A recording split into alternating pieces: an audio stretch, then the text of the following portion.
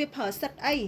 ពីមុនវាប្រើសិត F16 តទល់មួយយើងវាប្រើសិតតែឥឡូវក៏វាប្រើដែរវាប្រើគ្រាប់បែកចកោមអាហ្នឹងសិតតែខុសច្បាប់អន្តរជាតិទាំងអស់ឥឡូវហ្នឹងវាប្រើផ្សែងពុលហាជើងមុនក៏វាប្រើផ្សែងពុលចង់ឲ្យហាបបាញ់មិនឈ្នះយើងវាប្រើផ្សែងពុលអញ្ចឹងយើងបារម្ភទៅដល់មិនតែកងទ័ពឯងរងថ្ងៃប៉ូលីសក៏មានប៉ូលីសជីដែនដែរប៉ូលីសជីដែនក៏គាត់ប្រឈមដែរគាត់ប្រឈមដូចគ្នាព្រោះគាត់មានរដ្ឋណាទេគាត់នឹងមួយបងត្រូវមើលការខុសត្រូវប្រជាពលរដ្ឋដូចគ្នាផងដែរអញ្ចឹងក្នុងពេលនេះគឺគាត់ប្រាប់កណិការថាបើសិនជាមានម៉ាស់ប្រិមត្តណាឧបត្ថម្ភជាម៉ាស់អីហ្នឹងតាក់តងប្រាប់គាត់ផងគាត់មកយកបានព្រោះដើម្បីយកទៅឲ្យ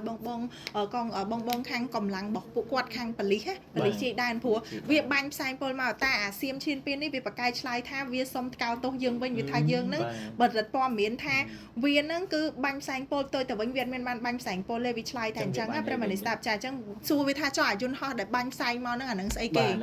អាហ្នឹងស្អីគេវិញបងប្អូននេះសារព័ត៌មានថៃ Equator នេះចាវាបញ្ជាក់អញ្ចឹងវាថាអត់ទទួលស្គាល់ទេហើយប្រិមត្ត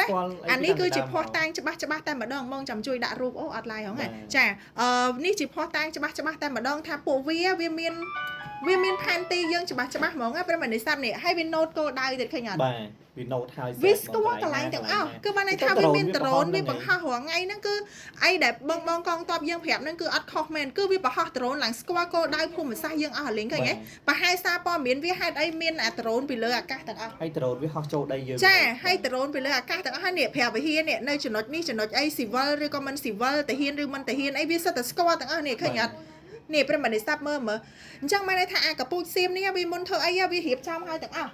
តែហេតុអីពេលវាជន់មានគ្មានរូបភាពអីក្រៅពីរូបភាពវាដាច់ជើងតែអត់មានរូបភាពថាពីលើមកវាកាមេរ៉ាវាមានតាំងពីដ្រូនវាមានតាំងពីកាមេរ៉ាជាប់ខ្លួនតវាតែហេតុអីវាដែរ show up because of the fake news Thailand was fake news even Thai soldier was step on the landmine is the fake situation to make war because Thailand won war with Cambodia to change the situation that have problem in their country because of politics. Thailand full of scammer. Thailand full of unresponsible.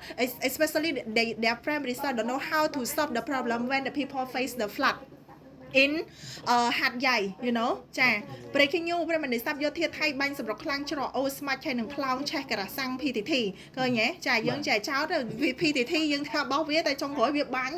ចាប្រិមត្តសាប់បងប្អូនប្រជាពលរដ្ឋខ្មែររបស់យើងនៅ PTT ហ្នឹងឯងចុះបើសិនជាខ្មែរយើងតែង franchise ពីវាមកសិតតកែខ្មែរតាបងប្អូនបុគ្គលិកខ្មែរតកែខ្មែរតា PTT វាដាក់វាអត់ខ្វល់ចា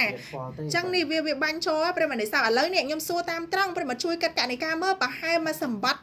ផេកព័ត៌មានវាសោះហេតុអីវាមានផែនទីមានកន្លែងភ័ញទាំងអស់គ្រប់កន្លែងប្រាសាទព្រះវិហារនៅជ្រុងណាចេញពីប្រាសាទព្រះវិហារអីទាំងអស់គឺវាមានទាំងអស់ប៉ុន្តែហេតុអីបានជាពេកតាហ៊ានវាជន់មីងវាអត់មានភ័ស្តុតាងមកពីវា fake ថៃនេះអាក្រក់ជួជាតិជាទីបំផុត please the international take immediately action punish the economy of Thailand stop invest in Thailand stop go to visit in Thailand stop buying product from Thailand to make Thailand live alone in Asia to make Thailand be the example bad example to all over the world which country want to get another territory territory of their another land they must get punished as like Thailand if you still don't have any action on Thailand will stand in a bad action to Cambodia so another country will look to Thailand can do it why they cannot do it ការនៃការចង់និយាយថាបើសិនជាបរទេសឬពិភពលោកអត់ព្រមចាត់វិធានការក្តៅទៅលើថៃទេចាំមើលបើមានប្រទេសចរិតថោកមួយទៀតអន់ដោយថៃចេញធ្វើអញ្ចឹងទៀតហើយវានឹងនិយាយថាថៃធ្វើបានវាមិនខុសគ្នាពេលដែលយើងហៅថៃ go to ICJ ថៃ say another country also not go to ICJ such as the biggest country in the world they reject ICJ ឃើញវាឃើញគំរូអាក្រក់ស្មោកគ្រោកហើយវាធ្វើតាមអត់ទេប្រិមត្តសាស្ត្រដូច្នេះអន្តរជាតិត្រូវចេញមកគ្រប់កន្លែង so the international friend please share your video out speak about Thailand invaded to Cambodia territory Thailand kill the civilian people Thailand kill our soldier because of they break the ceasefire thank you so much for your support to Cambodia as the